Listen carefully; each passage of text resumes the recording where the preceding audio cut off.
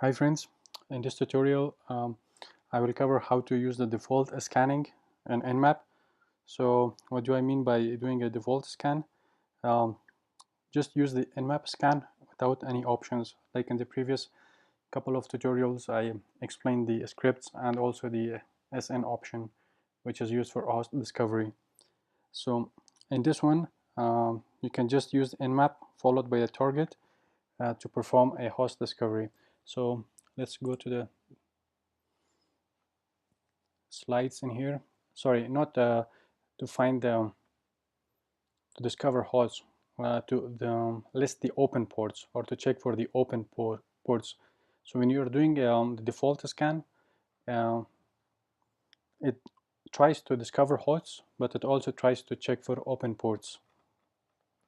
Now in here, if we use the command nmap followed by the target, what we get is the IPv4 and the IPv6 address. So you will get the IPv4 address if you're typing the name of a domain that you're scanning, for example maacademy.com, then you will get its IPv4 address, or you will get its IPv6 address if it's available.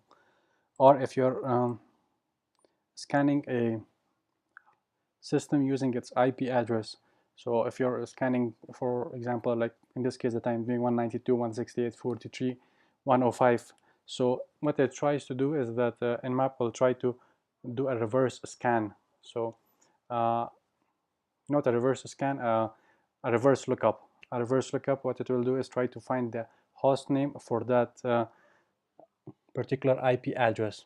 So the DNS servers that you have configured, it will use them to do a reverse lookup, and it will find the host name of that IP address if it could. Other than that, it will identify the interesting ports with their service names. So it will identify those ports, list them, their port numbers, and also what services they are running, and also their status, whether it's open, filtered, or closed. Now the command is this: nmap followed by the target. So the target can be a domain name like maacademy.com. It can be an IP address like 192.168.43.105, which I'm using in this example. So in here I've already run this scan, so let me give a quick demo. Now I've already run this scan because it will take a few minutes to run this. Now in here I've typed it nmap, and I am using this IP address, the target, which I'm scanning. Now it didn't find the host name because I don't have this registered in the DNS server.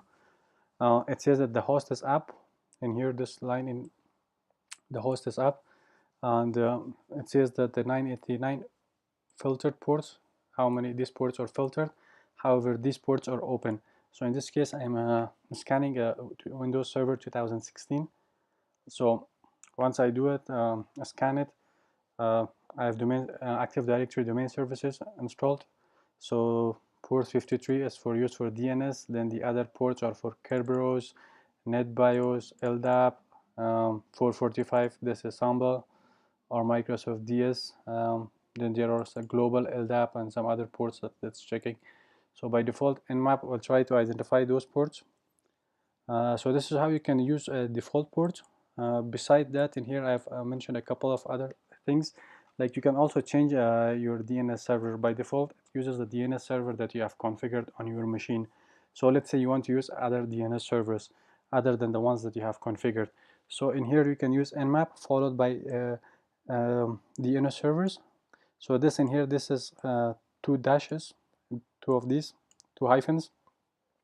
And in this case, I am specifying use the 8888. This is the Google's DNS server, and 4422 Yahoo's DNS server, and then the target. So if it scans this target, it will use these two DNS servers of these two IP addresses. So this is how you can change your DNS servers without having to change the DNS servers of your machines. Now you can also skip host discovery. I showed you guys how to perform a host discovery in the previous tutorial. I think it was the first tutorial. So if you type nmap followed by this pn arguments or found these pn options, so what it will do is that it will skip host discovery. It will assume that the host is up, and it will directly perform port scanning, and then followed by the target. It can be the domain name, or it can be host name, it can be the IP address.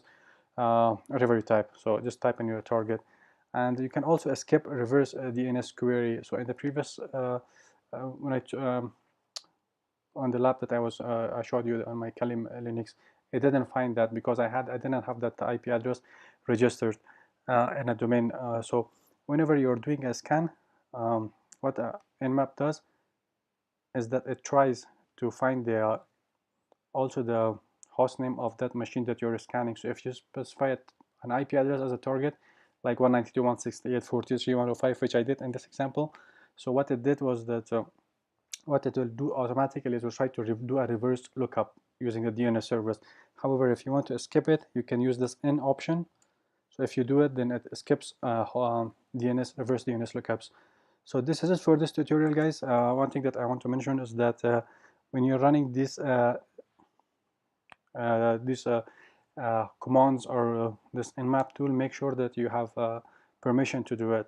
So if you're a system administrator, make sure you have permission from the senior management, or if you're a pen tester, make sure you have this written permission signed by the client.